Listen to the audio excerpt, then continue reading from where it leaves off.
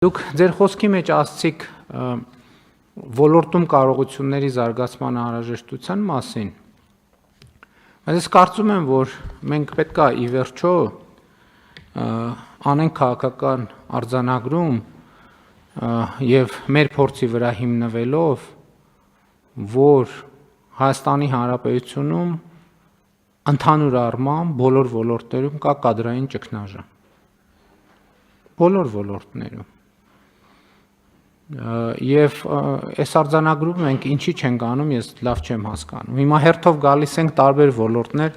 մենք նեղացնում ենք ուսուցիչներին,